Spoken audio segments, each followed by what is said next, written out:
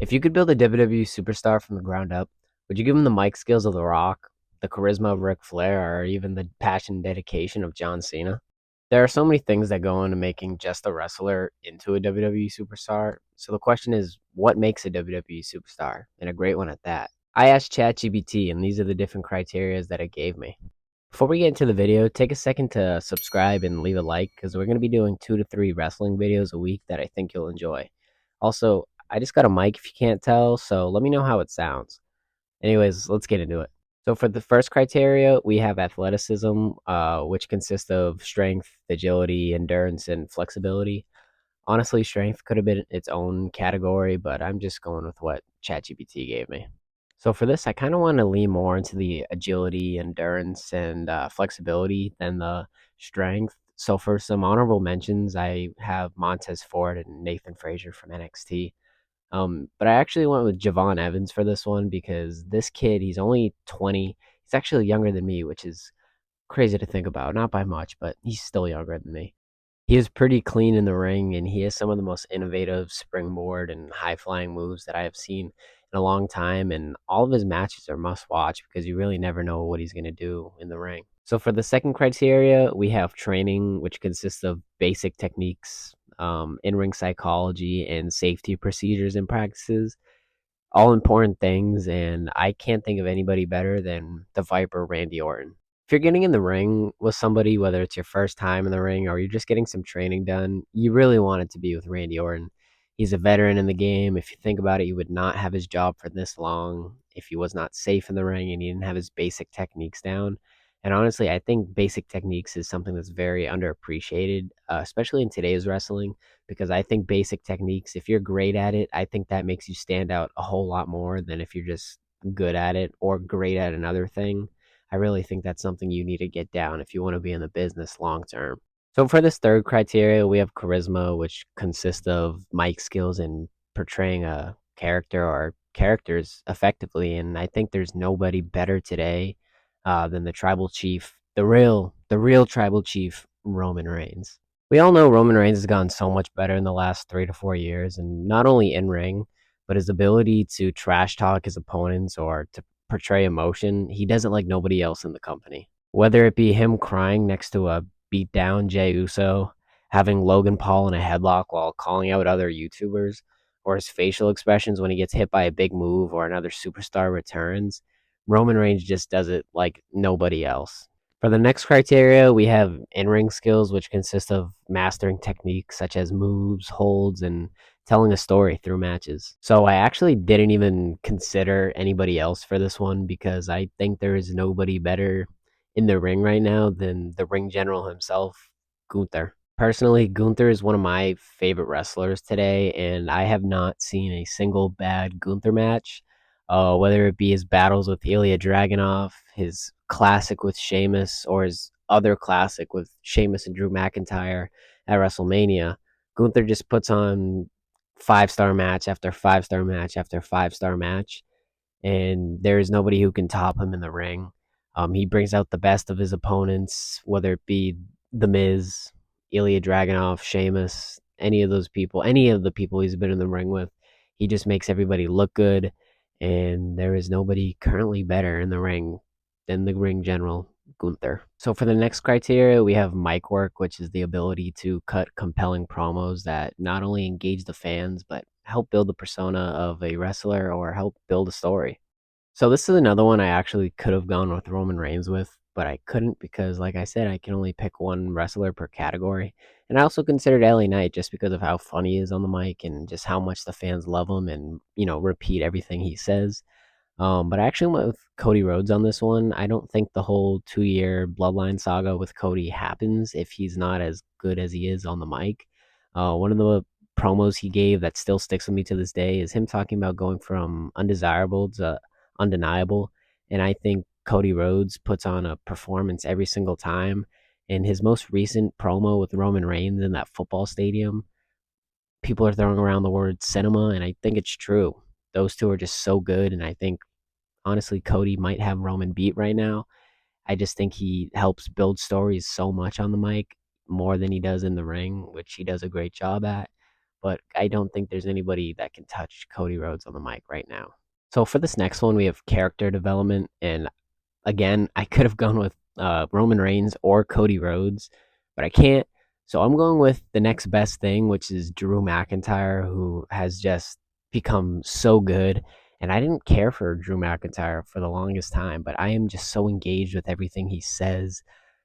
A similar story to Cody, having to leave the company or being released and then making yourself undeniable to where they want to hire you back. Drew McIntyre's character is just so fun. He's this delusional heel that even though he's justified in what he's saying, he's almost turning into a hypocrite now. His stuff with Punk is so good and is arguably the best story being told in WWE or professional wrestling as a whole right now. His insults that he thinks of are so creative and funny. His trolling on social media, just everything Drew McIntyre has done in the last 6 to 8 months is just absolute gold. And I think he has the best character development of not only this year, but some of the most ever.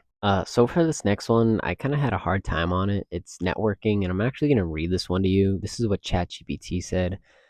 Building relationships within the industry can lead to opportunities, whether through promotions or training. I had to think about this one for a while, and I still couldn't think of a great one, so I just ended up going with Seth Rollins.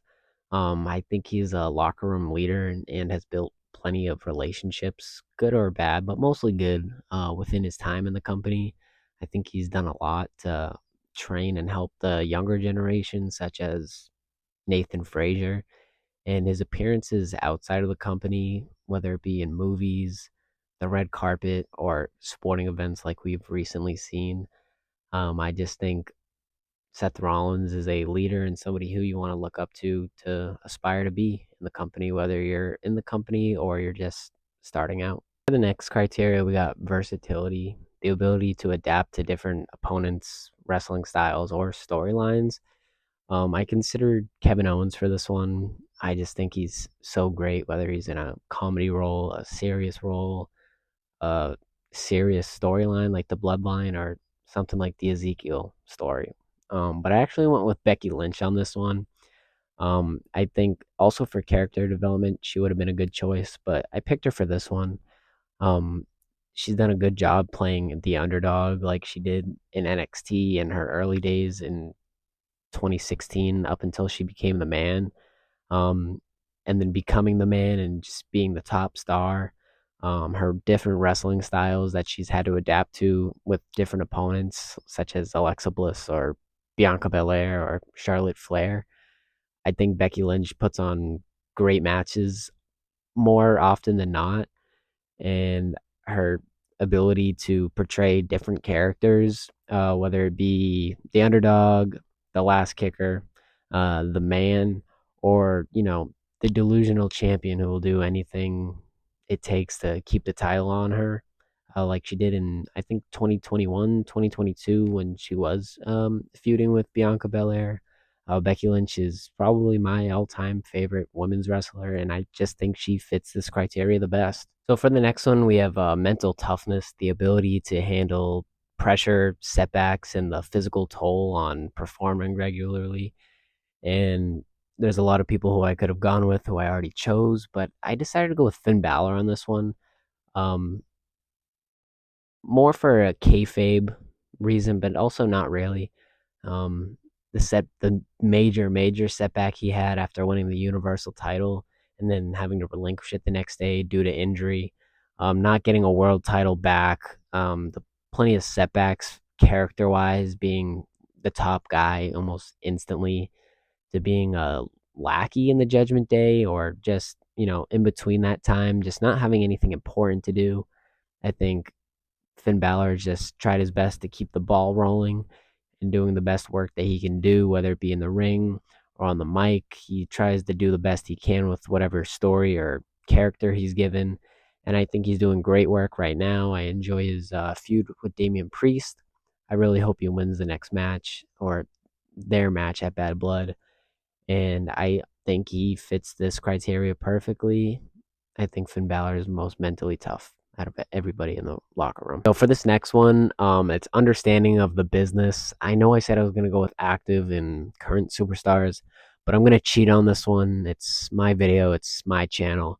I'm gonna be going with Triple H. Everything he's done for the company in the last 2, 3 years, he's just done everything in his power to make the wrestlers better, the stories better, the business better as a whole. His way of promoting and marketing, his use of celebrity wrestlers such as Bad Bunny and Logan Paul, who has even taken the steps to not even really be considered a celebrity anymore, but a WWE wrestler and superstar. Um, I think Triple H just understands the business better than nobody else, and I hope he's in control and head of creative for a very long time.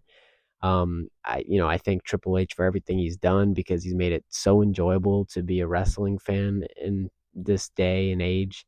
It's so much better than what it was not only 4 years ago, but it's better than it was in the last decade, maybe 2 decades, and probably better than it ever has been. So I'm going with Triple H. You can argue with a wall. And for the next criteria, we have passion and dedication for the business.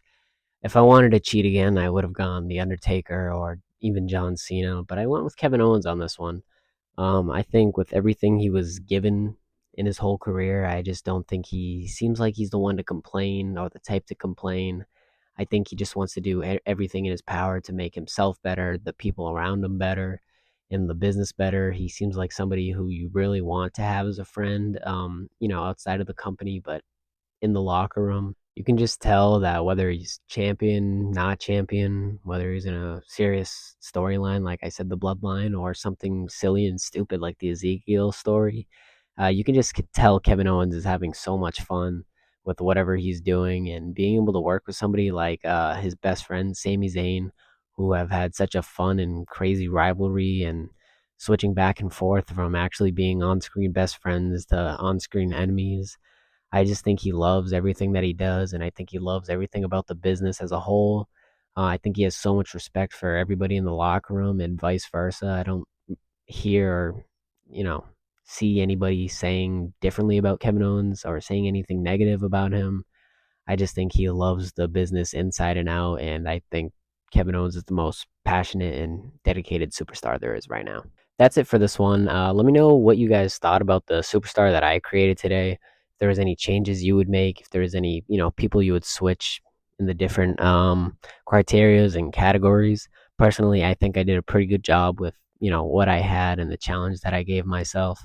But anyways, if you did enjoy this video, leave a like, subscribe. I'm going to leave my socials right here.